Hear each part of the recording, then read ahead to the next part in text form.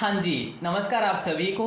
तो देखिए दोस्तों, रीट मेंस एग्ज़ाम के लिए राजस्थान जीके का वो पेपर पढ़ने वाले हैं जो आरएसएम एसएसबी के चहेते प्रश्न है, या फिर कह सकते हैं ऐसे ही प्रश्न जो है आरएसएम एसएसबी बोर्ड बनाता है।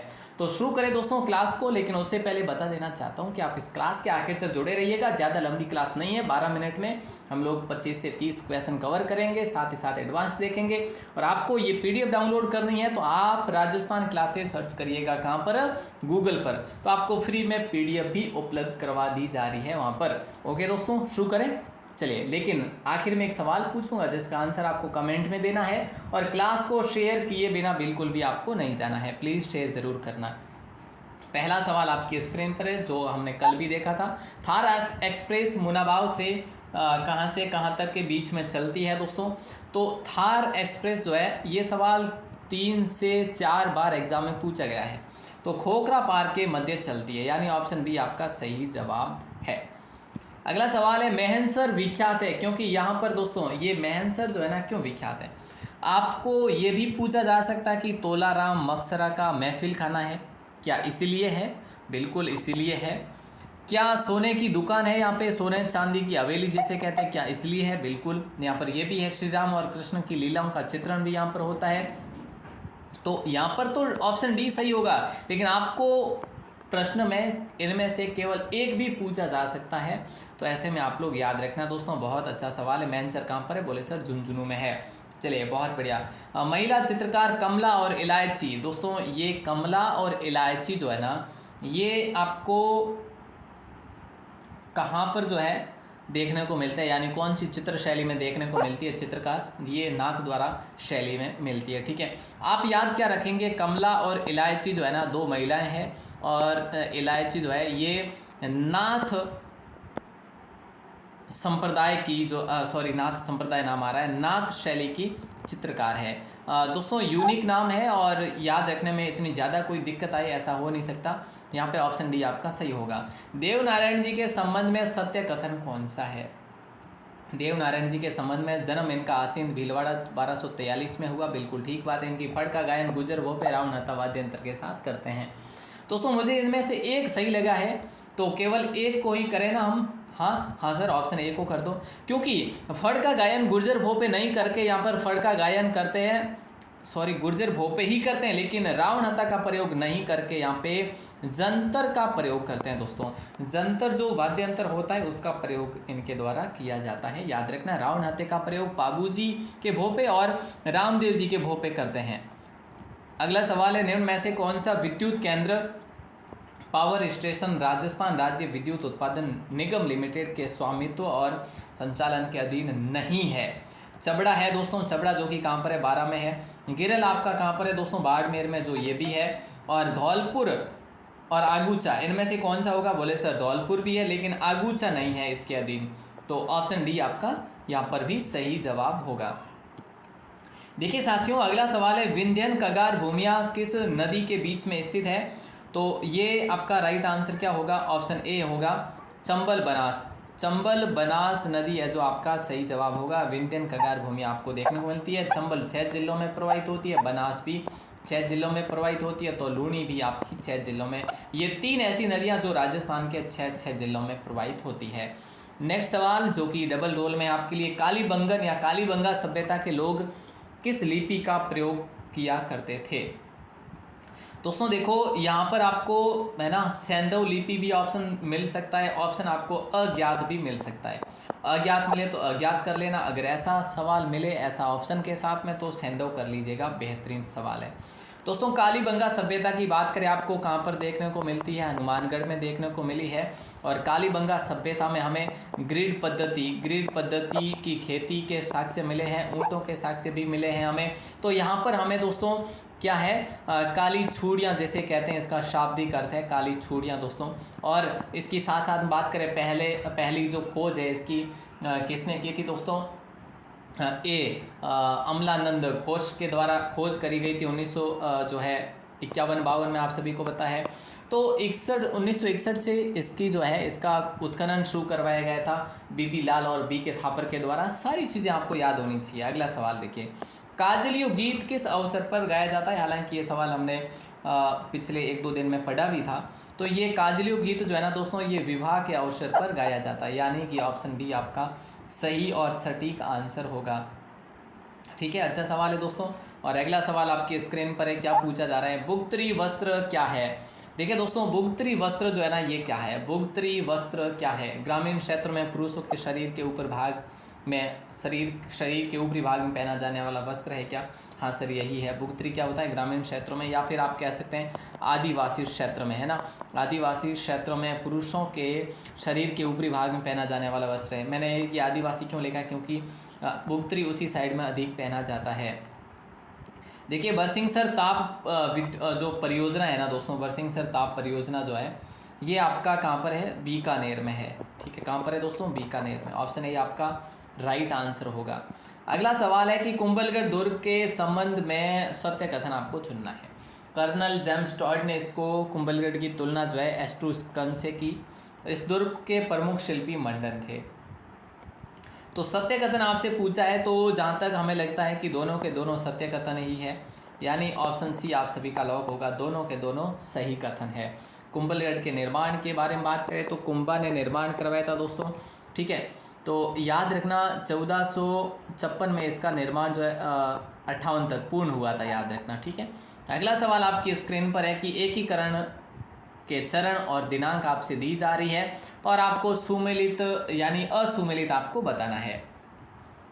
तो तृतीय चरण 18 अप्रैल 1948 हुआ, बिल्कुल सही बात है, क्योंकि पहला चरण आपको पता है 18 मार्च हुआ, दूसरा चरण जो है आपका 25 मार्च हुआ, तो तीसरा चरण आपका 18 को हुआ, बिल्कुल ठीक बात है। चतुर्थ चरण दोस्तों जो है 30 मार्च 1948 दे रखा, ये गलत है, ये 1949 आपका सही है। पंचम चरण 15 मई 1949 सही है। ठीक है, और षष्ठम चरण जो है आपका 26 जनवरी 1950 सही है। और सातवां चरण आप सभी को पता है, मैं आपको बता चुका हूँ, पहला बता चुका हूँ, दूसरा हो गया, तीसरा, चौथा, पांचवा, छठवां भी हो गया, और सातवां आपका हो जाएगा 1 नवंबर 1956 दोस्तों, 1 नवंबर 1956। क्लियर है ना? हाँ सर, है तो क्लियर। चलिए, बस इतनी सी ही बात है, ज़्यादा तो कोई बात ही नहीं है यार। अगला सवाल देखो, आप भावी मास्टर हैं और फिर अगर आप इस प्रकार की जो है रखेंगे स्मृति अपनी, तो फिर काम बनेगा नहीं, काम चलेगा भी नहीं। राजस्थान चरखा संघ की स्थापना अजमेर में हुई दोस्तों, किसके द्वारा? तो याद रखना जमुना लाल बजाज के द्वारा। किसके द्वारा? जमुना लाल बजाज के द्वारा हुई। और दोस्तों कब की बात है? 1925 की बात है ना, यानी कि 1925 में इसकी हलचल जो है शुरू हो गई थी, और मुख्य रूप से इसको ज़्यादा जो है ना विकास जो मिला इस संघ को, वो 1927 में मिला। ठीक है, चर्चा में अधिक 1927 में गया।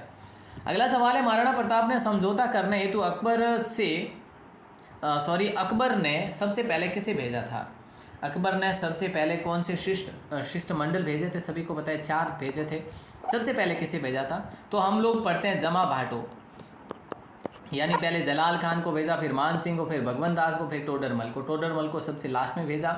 जो जैसा लिखा हुआ है ऐसा ही है। पहले नंबर पे जलाल खान को भेजा, दूसरे पर मान सिंह को, तीसरे पर भगवंत दास को, चौथे पर टोडरमल को। कोई दिक्कत नहीं सर। इसको कब भेजा? नवंबर 1572 को। ठीक है, उसके बाद ये सारे 73 में भेजे थे इनको। ठीक है, ओके सर, क्लियर है। अगला सवाल आपकी स्क्रीन पर है, राठी बोली कहाँ पर बोली जाती है? यानी कि राठी बोली का प्रयोग कहाँ पर किया जाता है? तो मेवात क्षेत्र में किया जाता है दोस्तों। ऑप्शन ए आपका सही जवाब होगा। इसको अहीरवाटी या हीरवाटी भी कहा जाता है।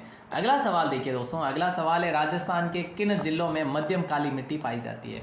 राजस्थान के किन जिलों में मध्यम काली मिट्टी पाई जाती है? तो आप सभी को पता है हाड़ौती क्षेत्र में, और जिसे वर्टिसोर्स मिट्टी भी कहा जाता है। वर्टिसोर्स मिट्टी दोस्तों कोटा, बूंदी, झालावाड़ में देखने को मिलती है।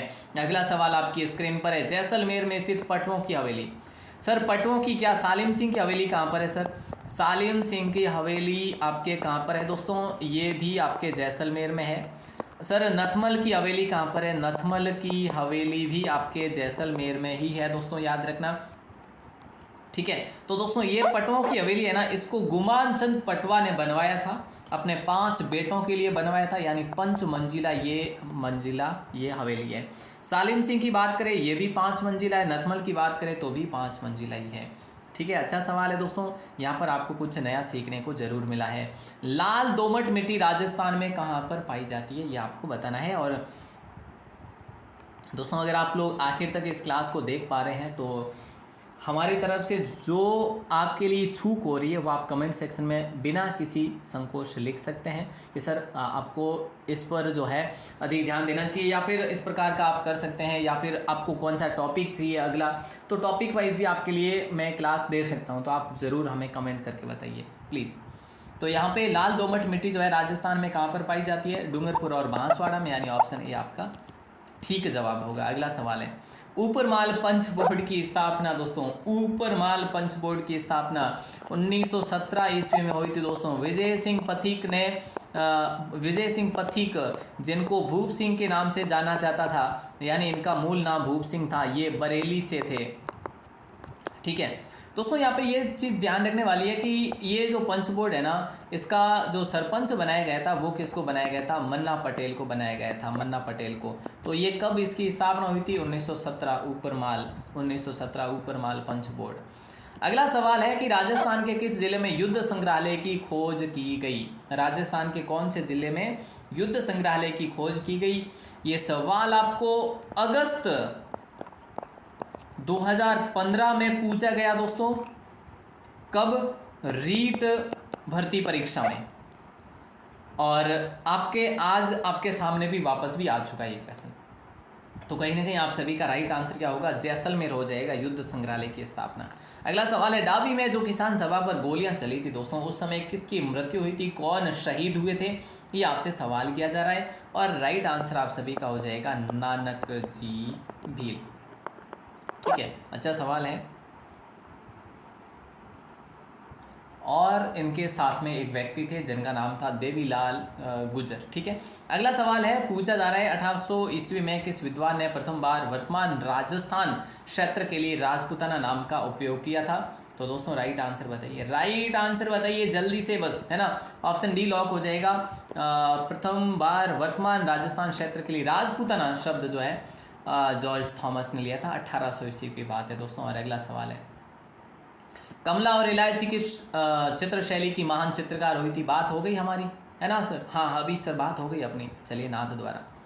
राजस्थान में आलनिया के प्रागैतिहासिक चित्रों की खोज दोस्तों, एक तो ये सवाल बनता है कि कहाँ पर हुई, और एक ये सवाल बनता है कि भाई किसने की। तो हुई कहाँ पर, कोटा में, और की किसने, जगत नारायण ने, है ना। तो दोस्तों याद रखना, आलनिया कोटा में है, जगत नारायण ने इसकी खोज करी। ये प्रागैतिहासिक चित्र यहाँ पर देखने को मिले दोस्तों। ये सवाल जिसका आंसर अभी मैं आपको बता देता हूँ, एक सवाल मैं आपसे करूँगा जो उसका आंसर आपको कमेंट में देना है। ये आखिर सवाल है, झालावाड़ अवस्थित है दोस्तों। तो झालावाड़ आपके हाड़ौती पठार में अवस्थित है, कोई दिक्कत नहीं है यहाँ पे। तो ये इजी सवाल था। आपके कितने सवाल सही हुए दोस्तों ज़रूर बताना। और आज का जो सवाल आपके लिए होने वाला है ये है, कुंवारी कन्या और रसिया बालम जी का मंदिर किस जिले में है, इसका जवाब आपको देना है दोस्तों कमेंट सेक्शन में। प्लीज़ अगर आप क्लास को देख पा रहे हैं तो इसका जवाब ज़रूर दीजिएगा, अगर आपको आ रहा है तो, और नहीं भी आ रहा है तो फिर भी कोशिश करिएगा। ऑल दी बेस्ट दोस्तों। आप राजस्थान क्लासेस वेबसाइट को ज़रूर विजिट करें, फ्री में आपको वहाँ पे PDF मिल रही है। और लगातार आपकी जो क्लासेज हो रही है 9 बजे, उसके बाद आपको वापस 11 बजे, फिर रात को 9 बजे, अभी 3-4 क्लास आपको दी जा रही है। ज़रूर से ज़रूर हमारे साथ जुड़े रहिएगा। All the best.